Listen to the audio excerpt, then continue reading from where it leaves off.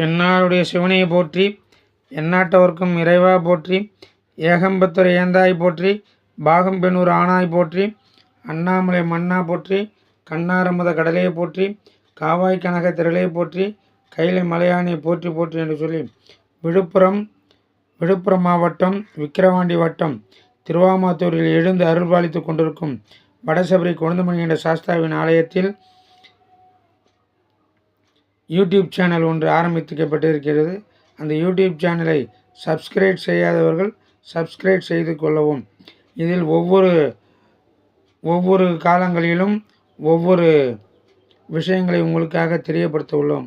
இப்பொழுது குடும்பத்தில் கஷ்டங்கள் தீருவதற்கு என்ன வழி என்பதை இப்போ நான் எடுத்து சொல்கின்றேன். அதை கேட்டு பின்பற்றுங்கள். சரியாக உங்களுக்கு நல்லது நடக்கும்.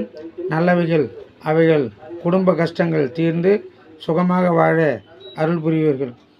வீட்டில் உள்ள தலைவாசகாலில் ஒரு தேங்காயை உடைத்து வைத்து அதில் எள் மூட்டை கட்டி அதை பியூர் நல்லெண்ணெயில் தீபம் ஏற்றி வைக்கவும். இரண்டு பகுதியிலும் தீபத்தை ஏற்றி வைத்த பிறகு நீங்கள் அதை ஒரு வாரத்திற்கு அதை எடுக்காமல் அப்படியே வைத்துவிட்டு உங்கள் குடும்பத்தில் உள்ளவர்கள் தலையை சுற்றி அதை கங்கை கரையில் போட்டுவிட வேண்டியது.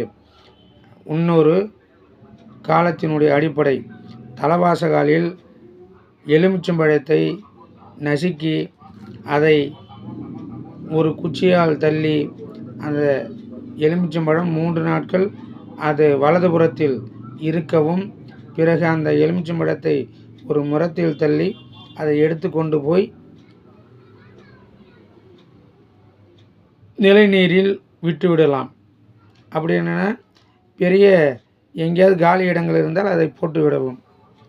இப்படியாக நீங்கள் செய்தால் உங்களுடைய குடும்ப கஷ்டங்கள் தீரும். இதை ஆலயங்களில் செய்வார்கள். ஆனால் தன் இல்லத்தில் தலவாசகாலில் இந்த வேலையை செய்ய வேண்டும். இதை பின்பற்றி நடங்கள். உங்களுக்கு சுகநலங்களோடு குடும்ப ஒற்றுமைகள் ஏற்படும்.